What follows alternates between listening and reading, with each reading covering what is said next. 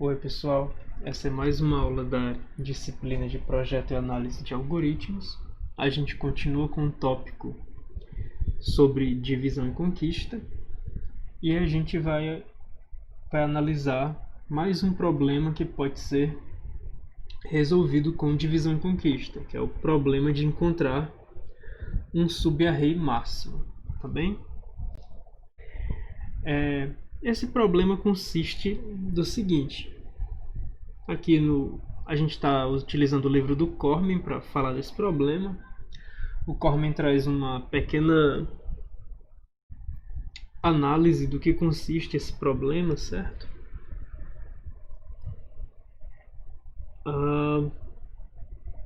E a gente tem o seguinte. O problema do subarray máximo consiste, dado um array,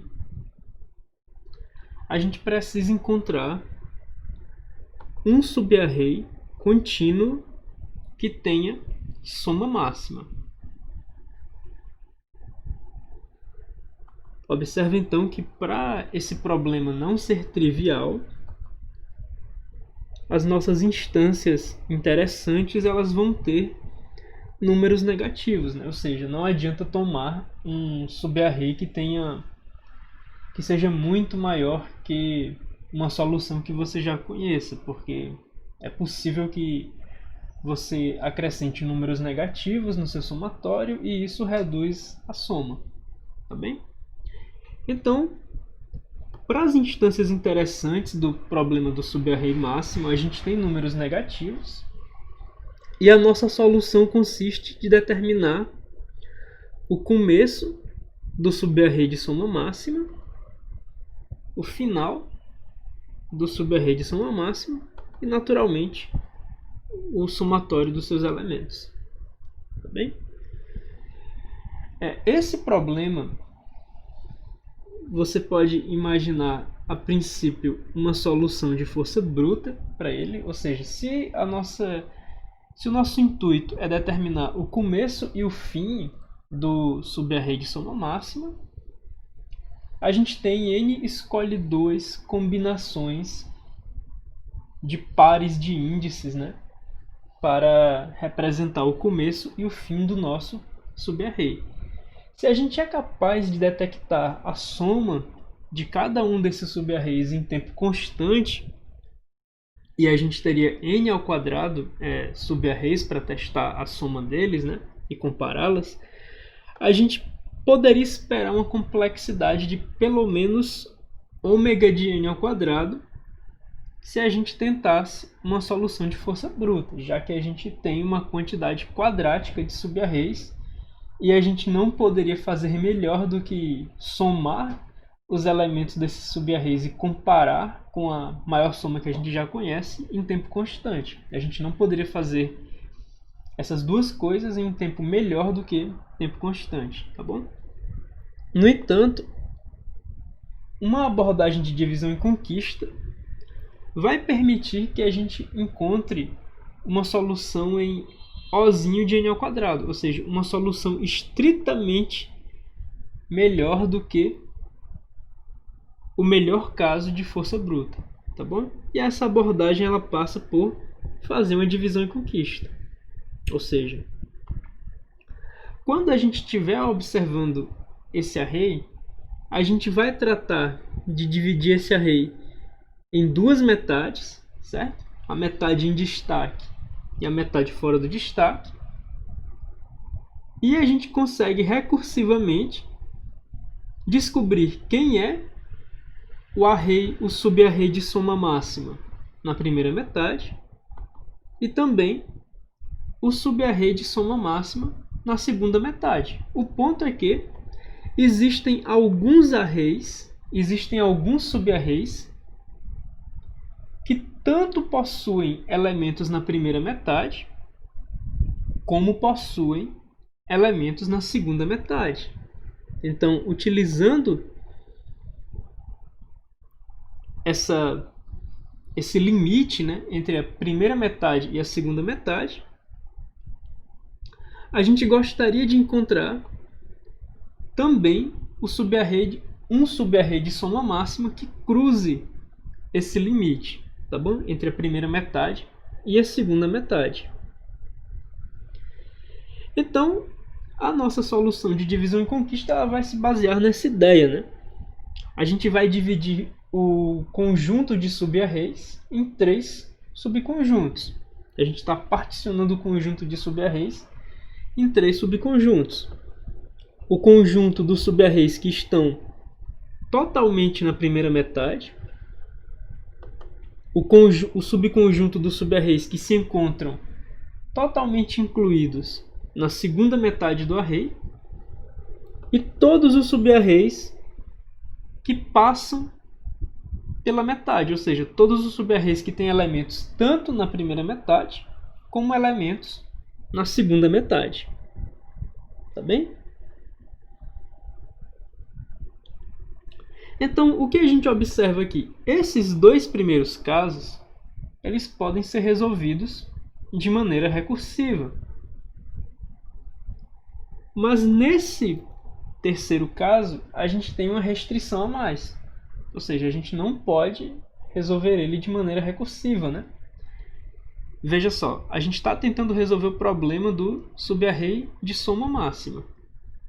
Nos 2 primeiros casos, a gente só está restringindo os subarrays que a gente está olhando a primeira metade e a segunda metade. Mas no terceiro caso, a gente tem uma restrição sobre o tipo de subarray que a gente está buscando. A gente está buscando subarrays que tenham tanto elementos na primeira metade, como tenham elementos na segunda metade. Ou seja, aqui já não é o nosso problema original. Esses dois primeiros casos podem ser resolvidos recursivamente, podem ser tratados como subproblemas do nosso problema original. E o terceiro caso, apesar de não ser um subproblema do nosso problema original, possui uma solução em tempo linear, certo? Ou seja, a gente tem os subarrays do primeiro caso, que se encontram todos na primeira metade, os subarrays do segundo caso, que se encontram todos na segunda metade, e a gente tem os subarrays do terceiro caso, que são os subarrays com essa característica extra, né, que possuem elementos tanto da primeira metade como da segunda metade. No primeiro caso, a gente pode resolver um subproblema para essa metade do array. No segundo caso, recursivamente, um subproblema para essa metade do array. Mas no terceiro caso, a gente não pode tratar como um subproblema porque a gente tem essa característica a mais. Tá bem? Então, no terceiro caso, a gente vai fazer a seguinte divisão. Como os subarrays do terceiro caso precisam ter elementos tanto da primeira metade como da segunda metade, a gente vai buscar nesse sentido aqui, a gente vai buscar nesse sentido o subarray que tenha maior soma, e também a gente vai buscar nesse sentido o subarray que tenha maior soma. Ou seja, como esses subarrays precisam passar pela metade, a gente vai considerar esses subarrays divididos em 2 partes. Um prefixo deles até antes da metade e um sufixo deles logo após a metade. Tá bem? Então, dentre esses prefixos, a gente quer encontrar o prefixo de maior soma, então a gente começa com esse prefixo com um elemento, depois com 2 elementos, depois com 3, até o começo do array, e a gente determina o prefixo de maior soma.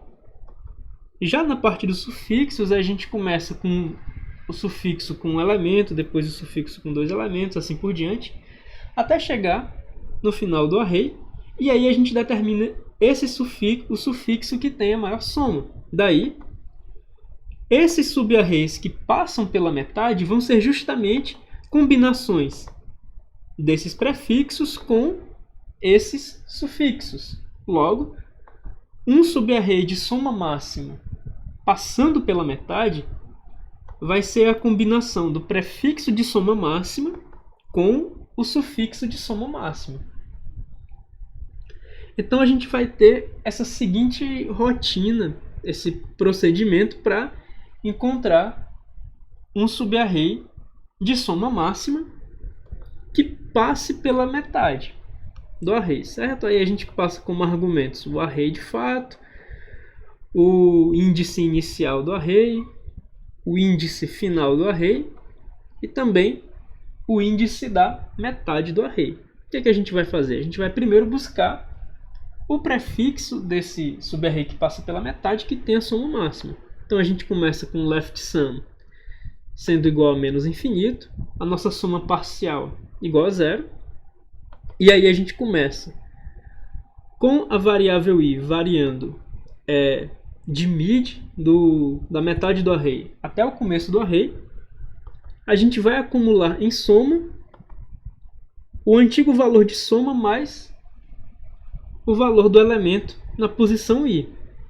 Se o valor atual for maior que o valor que o valor máximo que a gente já conhece, então o left_sum é atualizado com sum e a gente guarda em max_left o índice que caracteriza esse prefixo de soma máxima. Ou seja, depois que a gente sai desse laço onde a gente considerou todos os prefixos que começam lá na metade até os prefixos que começam lá no começo do array, do subarray, a gente vai ter armazenado em left_sum a soma do prefixo de soma máxima e em max_left a gente vai ter armazenado o índice que determina esse prefixo de soma máxima. Ou seja, a partir de max_left até mid a gente tem o prefixo de soma máxima que termina justamente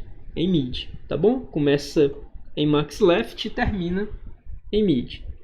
Analogamente, a gente tem o mesmo procedimento para encontrar o sufixo de soma máxima, ou seja, aquele sufixo que começa na metade e vai até um certo ponto do array, até mesmo considerando o final do array, né? Então a gente começa com right_sum sendo menos infinito, a nossa soma parcial sendo igual a zero, e a gente vai considerar todos os finais de sufixo, a partir de mid mais 1 até o final do array.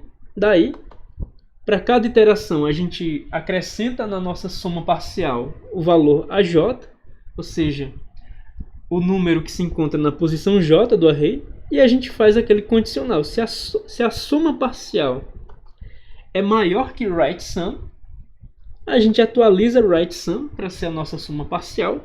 E claro, a gente guarda em max_right o índice que caracteriza o final desse sufixo. Tá bem? Ou seja, quando a gente passa por essa parte do procedimento, a gente tem observado todos os sufixos desse subarray dos subarrays que passam pela metade, e a gente tem armazenado o índice, digamos J, bem aqui, do sufixo que tenha soma máxima. Assim como na primeira parte do procedimento, a gente considerou todos os prefixos de subarrays que passam pela metade, e a gente determinou na variável i o começo desse prefixo, né? No caso, o i aqui na figura está fazendo o papel de max_left e o j aqui na figura está fazendo o papel de max_right, certo?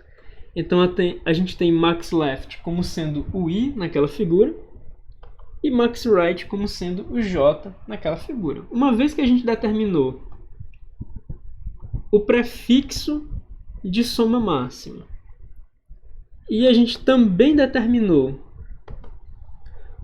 o sufixo de soma máxima, o nosso subarray de soma máxima, que passa pela metade do nosso array, ou seja, que tem elementos tanto na primeira metade como na segunda metade, ele vai ser justamente a concatenação do prefixo de soma máxima obtida com o sufixo de soma máxima obtida. E daí, para a gente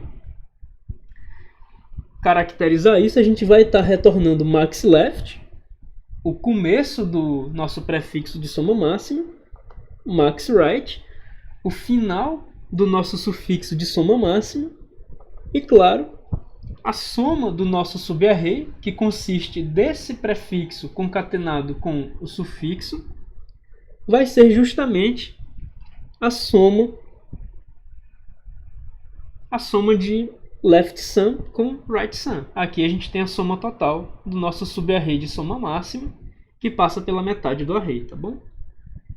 Então, essa função, esse pseudocódigo, ele nos auxilia a encontrar um subarray de soma máxima que cruze a metade do nosso array A, tá bem? Utilizando essa subrotina, a gente escreve a nossa rotina principal. A gente escreve o pseudocódigo responsável por lidar com cada um dos casos, ou seja, encontrar um subarray de soma máxima na primeira metade, encontrar um subarray de soma máxima na segunda metade e, por fim, encontrar um subarray de soma máxima que cruze a metade. Tá bem? Então, nesse caso, a gente só recebe o vetor A, o índice inicial dele e o índice final dele. Se a gente estiver no caso base, ou seja, tratando com um subarray que tem apenas um elemento, a gente não tem muito o que fazer, né? Caso A tenha apenas um elemento, ele é o seu próprio subarray de soma máxima. Então, a gente retorna low e high para indicar que ele é o seu próprio array de soma máxima. E a gente retorna também o conteúdo do seu único elemento como sendo o seu somatório.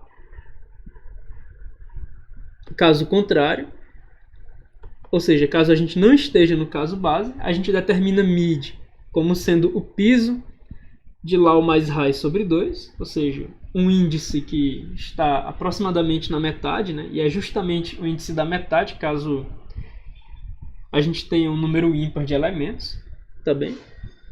E aí a gente vai fazer o seguinte: a gente vai resolver recursivamente o problema de encontrar um subarray de soma máxima para a primeira metade. A gente vai resolver recursivamente o problema de encontrar um subarray de soma máxima para a segunda metade. E, por fim, o nosso terceiro caso não é exatamente um subproblema, mas a gente acabou de ver uma solução para ele, né? A gente utiliza o pseudocódigo que a gente desenvolveu anteriormente para encontrar um subarray de soma máxima que passe pela metade do nosso array A, tá bem? Então aqui a gente tem as informações que caracterizam o subarray de soma máxima da primeira metade, da segunda metade e o subarray de soma máxima que cruza a metade do array. O que a gente tem em seguida é uma série de ifs e elses para determinar qual desses três subarrays tem soma máxima entre si. Ou seja, se left sum é pelo menos right sum e left sum é pelo menos cross sum, onde cross sum é a soma do subarray de soma máxima que passa pela metade do array, então o retorno deve ser o subarray de soma máxima da primeira metade. Caso contrário, caso seja o subarray de soma máxima da segunda metade que tenha a maior soma dentre os três, então as características dele é que são retornadas. E por fim, caso nem o subarray de soma máxima da primeira metade, nem o da segunda metade tenham a maior soma dentre os três subarrays selecionados, a gente vai retornar, né, por eliminação, o subarray de soma máxima que cruza a metade do nosso array, tá bom? A gente está retornando ele bem aqui no else final. Então, qual é a complexidade da nossa solução? Bom, como a gente viu no algoritmo, no caso base, a gente não faz muita coisa. Quando a gente recebe um array com um único elemento, a gente apenas retorna ele como resposta. Analisando o pseudocódigo detalhadamente, a gente vai ter esses custos para determinar se a gente de fato está no caso base ou não. E como a gente não está no caso base, a gente tem duas chamadas recursivas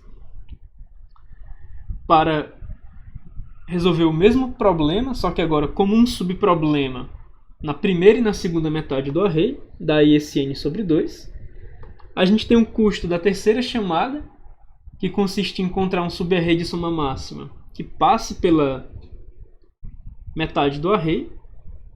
E por fim a gente tem o custo de fazer aqueles condicionais, certo?